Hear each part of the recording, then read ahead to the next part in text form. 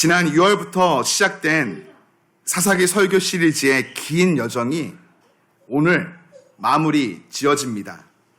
1년 중 상반기 성경 속 한 권의 책을 선정하여 강의 설교로 시리즈를 다루며 사사기를 처음 선택할 때 제가 가졌던 예상은 위대한 영웅 같은 여러 사사를 다루기에 흥미진진하겠다 생각하였습니다. 물론 분명 그러한 부분도 있었습니다. 그러나 말씀 앞에 머물며 설교를 준비하고 강단에서 설교를 선포하고 또 회중의 자리에서 선포되는 말씀을 들음에 시간이 흐르면 흐를수록 다른 어떤 책보다 우리의 마음을 콕콕 찌르며 하나님 앞에서 나 자신을 성찰하게 하는 무게감이 있는 말씀이 아니었나 생각해 봅니다. 그러함은 사사기가 오늘 우리가 살아가고 있는 현실의 이야기를 오롯이 담고 있었기 때문이다 생각됩니다. 이런 점에서 하나님의 말씀이 오늘도 살아있어서 우리의 삶을 바르고 선한 길로 인도하신다는 것, 참 진리임을 다시금 확인하게 됩니다. 어떤 면에서 삼손 이야기의 끝은 사사기 이야기의 끝이다 말할 수 있습니다. 그는 마지막 사사였고 그의 죽음은 이 책에서 연대기적으로 마지막 사건이었기 때문이죠. 그러나 사사의 죽음 이후 우리는 사사기 끝부분에서 오늘 4개의 장이 더 있음을 확인하게 됩니다. 사사기의 마지막 4장은 앞서 다룬 사사기의 이야기들과 약간의 차이가 있는데요. 먼저 위치상 사사기의 결론 부분에 자리하고 있지만 사실은 시기적으로 볼 때 사사시대 초기에 발생한 사건들을 담고 있죠. 위치는 성경 뒤편에 있지만 시기적으로는 사사기 초기에 발생한 사건이다라는 것입니다. 다음으로 내용상 앞선 사사기의 내용들이 하나님께서 어떻게 이스라엘을 구원하여 주셨는지 그 방법적인 부분들을 보여주었다면 뒤에 마지막 4장의 내용은 17장부터 21장까지 크게 2가지 이야기를 통해서 하나님이 그들을 어떤 영적 상태로부터 구원하여 주셨는지 상황적인 부분들을 보여주고 있습니다. 이스라엘이 진정한 왕이신 하나님의 뜻을 무시하고 자신의 소견에 오른 대로 자신의 힘을 의지하여 살아갈 때 그 삶의 모습이 어떠했는지 적나라하게 보여주고 있기에 하나님 없는, 하나님 떠난 우리 인간의 모습이 얼마나 황폐하게 무너지고 있는지를 잘 보여주고 있기에 그래서일까요? 이 본문은 사실 설교자들에게 의해서 잘 다루어지지 않는 본문이기도 합니다. 17장부터 21장까지 기록된 2가지의 이야기. 먼저 첫 번째 이야기입니다. 에브라임 산지에 미가라는 사람이 살고 있었습니다. 그가 자신의 어머니의 돈, 은 1,100을 훔치게 되죠. 범인을 잡을 길이 없는 미가의 어머니 여호와 하나님을 향해 그 도둑을 저주합니다. 저주의 내용이 기록되어 있지 않기에 알 수는 없지만 꽤나 무서웠던 것 같아요. 이 저주를 들은 미가가 정말 그 일이 자신에게 벌어질까봐 두려워하는 마음 가운데 어머니에게 곧장 달려가 훔친 돈을 되돌려드립니다. 어머니의 마음이 다 그렇죠. 돈을 잃어버려서 분에 못 이길 때는 심한 저주를 퍼부었지만 정작 그 저주가 내 아들에게 미친다고 생각해보니 복으로 바꿔주고 싶은 것입니다. 그래서 17장 2절 후반이 기록하고 있듯 재빨리 주님께서 너에게 복 주시기를 바란다. 저주의 말을 걷어들입니다. 이게 인간의 마음이죠. 이때 어머니가 용서를 베풀며 아들은요 하나님 앞에서 진정한 회개를 하지 않고 어머니 또한 이를 요구하지 않습니다. 어머니와 아들의 대화에서 여호와 하나님의 이름이 거론되기는 하지만 실제로 그 자리에 하나님의 역할은 없습니다. 마치 자신들이 원하고 바라는 것을 위해 부르짖는 형식적인 외침처럼 느껴질 뿐이죠. 자신이 훔쳐갔던 돈을 어머니에게 다시금 돌려드리는 미가, 어머니는 아들이 저주를 받지 않도록 하나님의 마음을 누그러뜨릴 요량으로, 이렇게 표현하면 좀 그럴까요? 마치 액땜하듯이 그 돈을 하나님께 드리겠다고 말합니다. 돈을 받고 마음을 푸시라는 것이죠. 이런 미가의 집안의 모습을 보고 있노라면 우리의 마음이 참 불편합니다. 사사기 기자가 미가의 집의 상황을 이렇게 기록하고 있는 이유는 이러한 모습이 당시 기자가 바라본 사사시대 사람들이 여호와 하나님을 대하는 평범한 모습이었기 때문입니다. 여기에서 그쳤으면 참 좋았겠지만 거기에 한술 더 떠 그 은으로 신상을 만들겠다라고 말합니다. 하나님께서 이스라엘 백성들에게 주신 삶의 규칙 10계명 제2계명이 무엇입니까? 너를 위하여 새긴 우상을 만들지 말고 또 위로 하늘에 있는 것이나 아래로 땅에 있는 것이나 땅 아래 물속에 있는 것에 아무 형상이든지 만들지 말며 그것들에게 절하지 말며 그것들을 섬기지 말라였죠. 이를 완벽하게 무시하는 것입니다. 고대 사회에서는 신의 형상을 소유하는 자가 그 신을 마음대로 조종할 수 있다라는 생각이 있었습니다. 사람들이 눈에 보이는 형상을 만들어 예배하려고 하는 것은 눈에 보이지 않는 하나님을, 그 말씀을 따라 예배하며 순종하는 삶을 사는 것이 아니라 자신의 구미에 맞는 하나님을 찾고 고르며 선택하여 만들고 싶어하는 인간의 내면성 모습을 온전히 보여주는 것이다 말할 수 있습니다. 여러분, 일반적으로 어떤 형상을 가진 물체는 사람들의 감정을 특정한 방향으로 치우쳐 몰아가는 성향이 있습니다.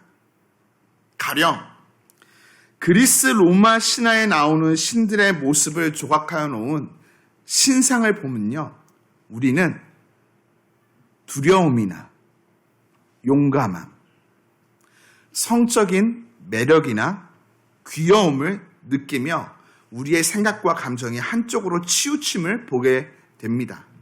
다시 말하면 인간이 하나님의 형상을 만들었다고 한다면 이는 하나님의 존재의 한 측면만을 강조한 것이다 말할 수 있다는 것이죠.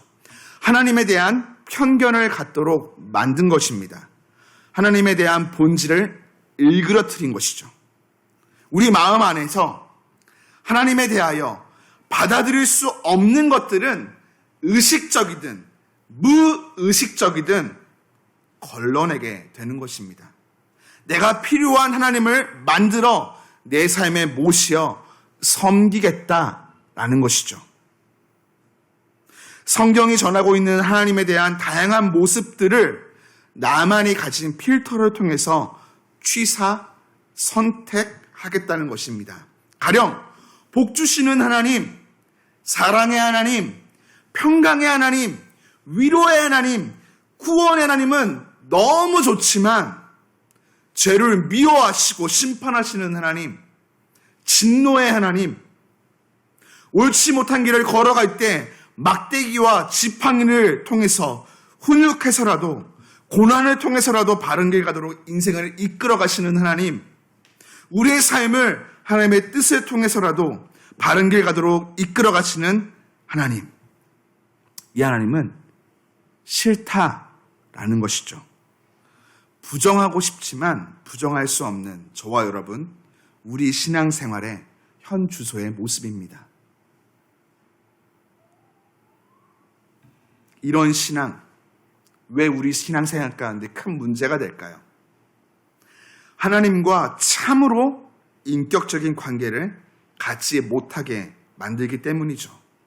여러분 생각해 보시겠습니까? 우리는 일상을 살아갑니다. 그 속에서 주변 사람들과 다양한 인격적인 관계를 맺고 살아가죠. 그 안에 때때로 상대방과 의견이 대립되기도 하고요. 때로는 심기가 불편함을 경험할 때가 종종 있습니다. 그럴 때 우리 어떻게 합니까? 그 사람이 정말 중요한 사람이라면, 나의 클라이언트라면 우리는 그것과 씨름해 나가며 상대방과 더 친밀감을 깊게 가질 수 있도록 만남을 일구어 갑니다. 그런데 말이죠. 그 누구보다 가장 친밀해야 돼. 가장 중요한 하나님과 인격적인 관계를 맺으려 하며 하나님과 나의 의견이 대립되고 하나님의 뜻에 나의 심기가 불편함을 경험하게 되면 우리는 그 부분을 무시하고 닫아버리려고 합니다. 내가 좋아하는 영역만 선택하고 나를 어렵게 만들고 불편하게 만드는 영역은 닫아버리는 것이죠. 하나님에 대하여 내가 취사 선택하는 것입니다. 불편한 이야기죠. 왜냐하면 우리 삶의 모습이기 때문입니다. 하나님과 인격적인 관계를 맺음에 우리 씨름하지 않기를 원합니다. 하나님이 우리에게 뭔가를 요구하시게 허용하고 싶지 않아요. 내 뜻만을 들어주기를 원하시는 것이죠. 이러할 때 우리 분명 내 편에서 더 편한 하나님을 섬기게 됩니다. 이러한 신앙생활은요, 쉽고요, 신나요, 재밌어요. 그러나 그거 사실 하나님이 아니라 하나님이라고 부르고 있는 내가 만든 우상일 뿐입니다. 하나님이 주시는 진정한 구원의 은혜, 약속의 성취, 복은 이러한 삶에 주어지지가 않습니다. 내가 만든 하나님이기 때문이죠. 내가 원하는 하나님이기 때문입니다. 이런 삶을 살아가고 있는 미가와 그의 어머니, 자신들이 가지고 있던 재력으로 자기의 집에 신당을 차려놓습니다. 그리고 그 신당에 신상, 하나님의 형상을 가져다 놓죠. 사실 우리가 읽고 있는 개역 개정 성경에서는요, 신당으로 표현되고 있지만 원어 성경에서는요, 뭐라고 표현하고 있냐면 하나님의 집, 여호와의 처소라고 표현되어 있습니다.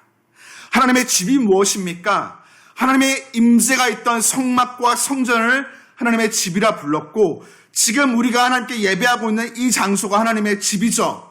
지금은 하나님이 계신 모든 곳이 하나님의 임재가 있는 내가 하나님의 집이지만, 구약에서 하나님은요, 이스라엘 백성들에게 자신들이 원하는 어디서나 예배하거라 허락하지 않으셨습니다. 하나님이 정해놓은 장소들이 있었죠. 그러나 미가 자신의 집에 자신이 원하는 모습으로 자신의 뜻을 위하여 하나님의 형상을 만들어 가두고 소유하게 됩니다. 그렇게 되면 더 이상 그것은 하나님의 형상이 아니죠. 우상입니다. 그리고 그곳은 하나님의 집이 아니라 우상의 집, 우상 숭배의 소굴이 되어집니다. 교회 여러분, 우리 미가와 그의 어머니가 보여주고 있는 내 마음대로 행하는 신앙의 자리에서 벗어나야 합니다. 하나님을 믿고 따르는 신앙생활을 영위함에 내 편에서 쉽고 재미있고 신나는 신앙생활이 아니라 조금은 더 불편하고 힘들고 어려울지라도, 때로는 손해보는 것 같을지라도 하나님의 편에서 나에게 원하시고 바라시고 기뻐하시는 신앙생활이 무엇인지를 바로 깨닫고 순종함으로 따라야 한다는 것이죠. 이것이 진짜 신앙생활이기 때문입니다. 이러한 신앙생활의 자리 가운데 진정한 즐거움, 행복, 기쁨이 주어지기 때문이죠. 세상의 문화와 사상과 가치가 아무리 내 마음대로 행하는 신앙의 자리를 요구할지라도 하나님의 자녀로 그리스도인 된 우리, 하나님의 말씀을 통해 알려주시는 신앙의 자리를 바르게 따라야만 합니다. 바로 그 자리에 구원의 은혜가 임하고 이를 통해 생명과 능력과 소망이 주어지기 때문이죠. 하나님께서는 자녀된 우리가 이를 풍성히 누리기를 원하십니다. 사사기를 마무리하는 이때 오늘 하나님이 우리에게 알려주시는 신앙생활의 바른 정체성인 것이죠. 두 번째 이야기로 넘어갑니다. 미가와 그의 어머니, 자신의 재력으로 만들어 놓은 신당의 구색을 맞추기 위해서 제사장이 입을 에봇을 만들어 놓았습니다. 드라빔도 만들었죠. 신상도 있습니다. 그리고 여기에 한 가지가 더 필요했어요. 바로 제사장이죠. 미가는 생각지도 못하는 방법을 택합니다. 개인 맞춤형 제사장을 세우는 것이죠. 앞서가도 너무 앞서갔어요. 여러분, 이런 곳에서 제사장을 세워서 아침 저녁으로 제사를 드린다고 이것이 진정한 제사가 되어질까요? 모든 것이 다 갖춰져 있지만 미가의 집안의 번영을 위해 제사를 드려줄 제사장이 빠져 있습니다. 이에 미가의 어머니 아들 하나를 제사장으로 삼습니다. 율법을 따라 레위인 가운데서도 아론의 아들만 될 수 있는 제사장의 자리를 에브라임 산지에 살고 있는 한 부유한 집안의 아들이 스스로 자처하게 된 것이죠. 한편으로 생각해 보면 미가가 만들어 놓은 하나님의 집에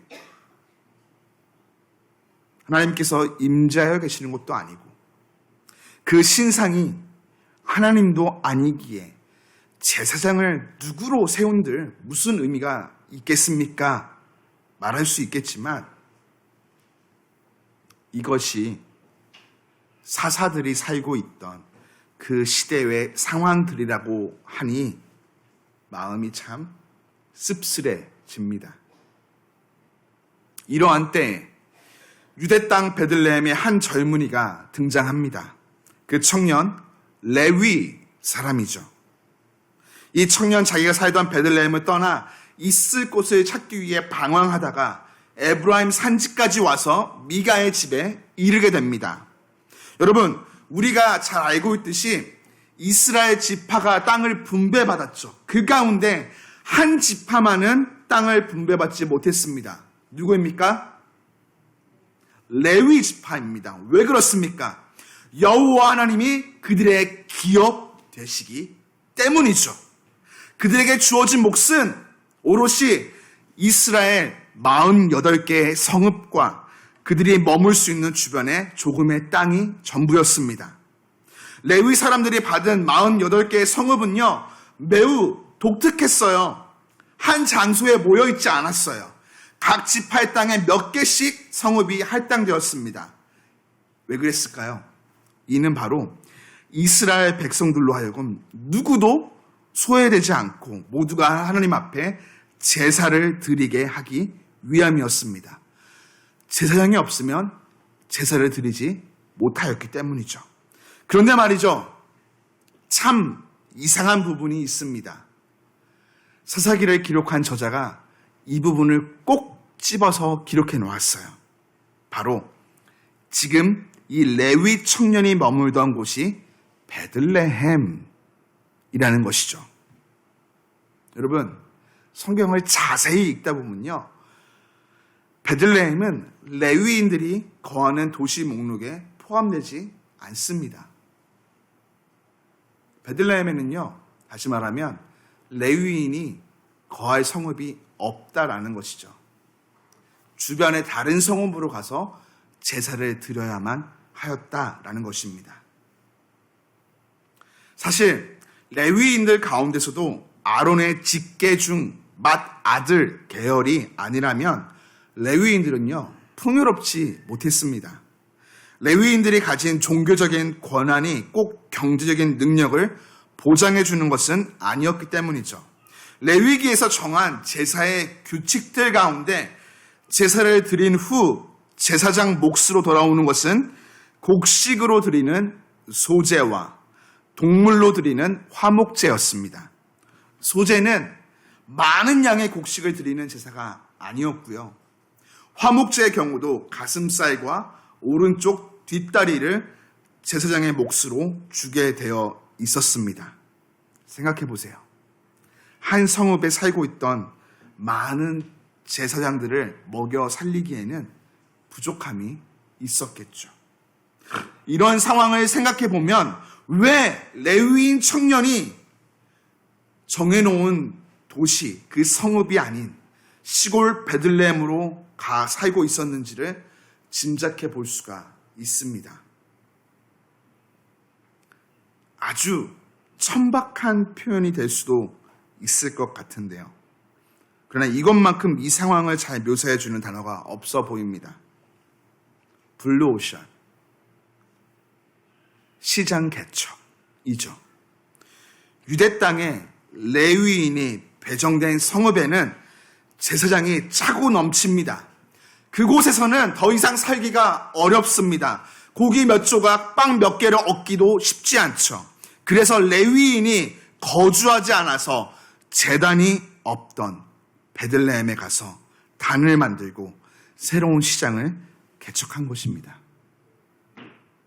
베들레헴 주민들에게는 제사 드리기 위해서 멀리 가지 않아도 되는 참 반가운 일이었고, 레위 청년도 살아갈 방법을 찾았던 것이죠. 하나님의 율법이, 율례가 뭐라고 말하든 그게 중요하지 않습니다. 그럴 수 있었던 이유는 서로의 편의가 맞아떨어지면 그만이었던 시대, 자기 소견에 옳은 대로 행동했던 시대였기 때문이죠. 하나님을 향한 신앙생활이 종교활동, 취미활동으로 전락해버린 것입니다. 그러나 이것도 잠시였겠죠. 자연스럽게 베들레헴에 레위인들이 모여들었고 더 이상 베들레헴은 큰 부를 누리기에는 어려운 곳이 되었습니다. 이에 다시 새로운 시장을 개척하기 위해 레위인 청년 길을 나서게 되었고, 정처 없이 떠나온 그곳이 바로 에브라임 산지였던 것입니다. 가슴이 아프죠. 미가는 이런 레위 청년에게 제사장으로 세워주고 해마다 은 10개와 의복 한 벌과 먹을 것을 주겠다 약속합니다. 달리 표현하면 연봉을 꼬박꼬박 챙겨주겠다, 한 집안의 아버지로 대우하겠다, 스카웃을 제안한 것이죠. 레위인에게 돌아오는 몫이 규정되어 있지만 그 몫이 일정하지 않아 힘들어 방황하던 청년에게 이런 스카웃은요 아주 솔깃했을 거예요. 그러나 사실 이는 레위인을 배려하는 자비가 아니었습니다. 성경을 자세히 읽어보면 이렇게 써 있죠. 제사장을 사유화하기 위한 불순한 의도였습니다. 자신만의 제사장으로 삼기 위한 것이죠. 그러나 레위인 청년, 결국 여기에 마음이 넘어가 미가와 함께 살기로 하고 미가의 친아들 가운데 하나처럼 되어집니다. 처음엔 하나님께서 제사장을 통해서 말씀을 전달하시면 나이와 관계없이 제사장의 말과 하나님의 뜻을 어른 섬기듯 따르고 섬기겠다 약속했지만, 우리의 아버지처럼 섬기겠다고 말했지만 막상 고용하고 나니 아들처럼 대합니다. 무엇일까요? 하나님의 편에 서서 말씀을 전하고 예배를 집도하는 것이 아니라 아버지가 된 미가의 편에 서서 말을 잘 따르고 순종하며 미가의 의중을 하나님께 잘 전달하고 미가가 흡족하도록 살아가게 만드는 아들로 이 제사장을 쓰임받게 하겠다라는 것입니다. 하나님의 편에 선 제사장이 아니라 사람의 편에 선, 미가의 편에 선 제사장이 되어졌다라는 것입니다. 그렇습니다. 종교 지도자들인 레위인이 자신의 유일한 기업 되신 하나님을 향한 신앙의 바른 정체성을 잃어버리고 타락하여 자기 소견에 옳은 대로 행동하였던 것입니다. 이것은 그 어떤 사사들의 타락보다 더 심각한 문제였죠. 이스라엘 공동체 타락의 끝판왕이다 말할 수 있습니다. 다른 누구보다 하나님을 더 깊이 알고 따른다는 본을 보여야 하는 종교 지도자들이 신앙의 정체성을 잃어버렸기에 그 백성들이 하나님을 자기 욕심을 채우는 수단으로 사용할 수밖에 없었던 것이죠. 레위인의 타락은요, 그런데 여기서 멈추지가 않습니다. 에브라임 산지에 살던 또 다른 레위인이 있었죠. 여러분, 레위기를 보면 제사장이 입는 의복 가운데 머리에 쓰는 관이 있습니다. 이 관 앞쪽에는요, 순금으로 만든 표시가 있는데요. 거기에 글이 써 있습니다.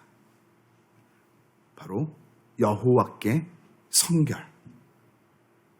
여호와께 성결이라는 글씨가 새겨져 있죠. 늘 자신이 누구이며 어떻게 살아가야 하는지 스스로와 상대방을 바라볼 때마다 서로 깨닫게 하여 주는 것입니다. 그런데 말이죠. 레위 제사장이라면 반드시 지켜야 될 이 정결함, 레위인답고 제사장다운 모습이 완전히 무너지는 장면이 우리가 읽지는 않았지만 뒤편에 담겨져 있습니다. 바로 첩 사건이죠. 첩이란 합법적으로 결혼한 아내와 다르지만 실제적인 부부관계를 가지고 있는 여성으로 성적인 대상입니다. 거룩하게 구별되어야 하는 레위인이 이교 문화에 휩쓸려서 첩을 두었다는 것은요, 더 할 말이 없는 상황인 것이죠. 레위인과 첩의 관계는요, 불안했습니다. 순탄하지 않았어요.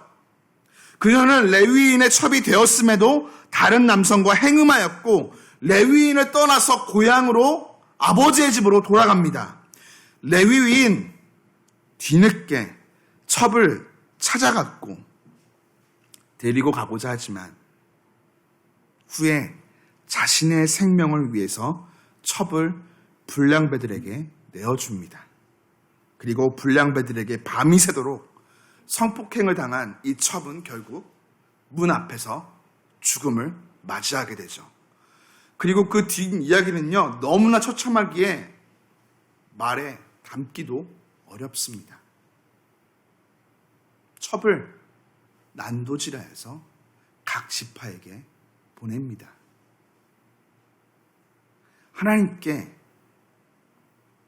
제사를 드리고 성전에서 하나님을 찬양하는 예배인도자, 율법과 하나님의 명령에 대한 해박한 지식이 있고 하나님의 말씀대로 정결하게 이스라엘 백성들을 가르치며 인도해야 될 리더가 자기 소견에 옳은 대로 행동하여 신앙의 바른 생활을 잃어버렸을 때 죄 앞에 일그러지고 침몰되는 삶의 모습이 어떠한지 오늘 성경은 우리에게 보여줍니다. 말할 수 없는 가슴의 아픔이 밀려오죠. 말씀을 준비하며 마음을 막 쳤습니다. 좁게는 오늘 교회의 지도자로 하나님께 기름 부어 세움받은 목사, 강도사, 전도사들, 넓게는 왕같은 제사장으로 부름받은 우리 모두 영적으로 바로 깨어 있어야만 합니다. 특별히 교회를 섬기는 목회자이며 영적인 리더인 제가 먼저 마음을 찢으며 정신을 바짝 차리고 깨어서 나에게 이러한 모습은 있지는 않은가 되돌아보게 됩니다. 그 누구도 예외는 될 수 없기 때문이죠. 하나님이 유일한 기업 대신 하나님의 뜻을 바르게 알고 전하며 살아야 하는, 하나님을 믿고 따르는 것이 어떤 것인지 몸소 보여야 하는 사역자, 수많은 이들이 지금도 먹고 사는 문제, 물질의 문제 앞에서 흔들리고 사역을 내려놓고 권력과 이성의 문제 앞에 무너지는 모습을 많이 보게 됩니다. 제 주변에도 여럿 있어요. 누군가는 말하죠. 삶은 현실이야. 내 현실입니다. 삶이 현실이라면, 진짜라면, 나로 하여금 그 삶을 살게 하시는 하나님은 지금도 살아서 실제하시는 전능하신 분, 나의 부르심 앞에 후회함이 없으신 분, 내 삶을 책임져 주시는 분이심을 깨닫고 살아가야 하는데 사역자들이 그렇지 못하다라는 것이죠. 처음부터 그러지는 않았을 것이에요. 살아가면서 세상 문화와 가치관에 자기 소견 앞에 신앙이 함몰되어 버리는 것이죠. 사랑하는 교회 여러분, 간절히 요청드립니다. 저를 위해 늘 중보해 주십시오. 길루의 교회를 섬기도록 하나님께 기름 부어 세움받은 목사된 제가 하나님 앞에서 신앙의 바른 정체성을 잃어버리지 않도록 영적으로 잠들어 세상 가운데 침몰된 채 살아가는 주의 종이 아니라, 세상의 종이 아니라 늘 깨어 하나님 앞에서 말씀을 따라 맡겨주신 양떼를 바른 길로 인도하는, 하나님만을 기업 삼아 살아가는 바른 영적인 리더, 진짜 주의 종이 될 수 있도록 중보해 주십시오. 그러시겠습니까? 우리 이 땅의 목회자들이, 영적인 리더들이, 왕같은 제사장된 우리 자신이 내 마음대로 행하는 신앙의 자리에서 벗어나 하나님이 말씀하시고 가르쳐 주신 대로 따르는 신앙의 자리에 거하도록 중보해야 합니다. 이것이 사사기를 마무리함에 오늘 하나님께서 우리에게 알려주시는 신앙의 교훈이며 바른 자세라고 저는 믿습니다. 사사기는 그 끝을 이렇게 맺습니다. 그때 이스라엘에 왕이 없으므로 사람이 각기 자기의 소견에 옳은 대로 행하였더라. 아멘. 이 시대는 오늘도 시대의 문화와 사상과 가치를 몰라서 내 소견에 옳은 대로 살아가는 것이 아니라 하나님의 말씀, 하나님의 뜻을 모르기에 내 뜻대로 살아가는 것입니다.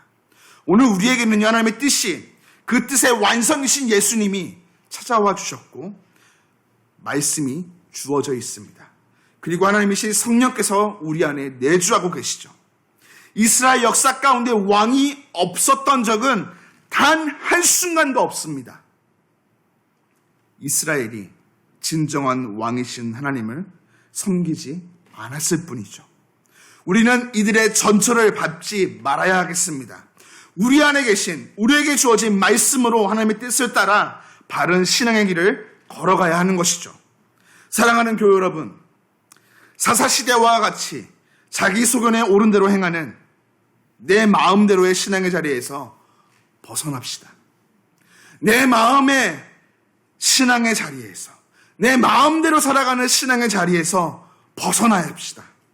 진정한 왕, 우리 하나님을 섬기며 그 뜻을 깨달아 바른 길로 행동함으로 하나님이 써내려가는 이 시대 복음의 역사에 귀하게 쓰임받는 일꾼, 어두워져가는 시대 속에서도 밝게 빛나는 하나님의 사람이 되기를 그리스도의 이름으로 축복합니다.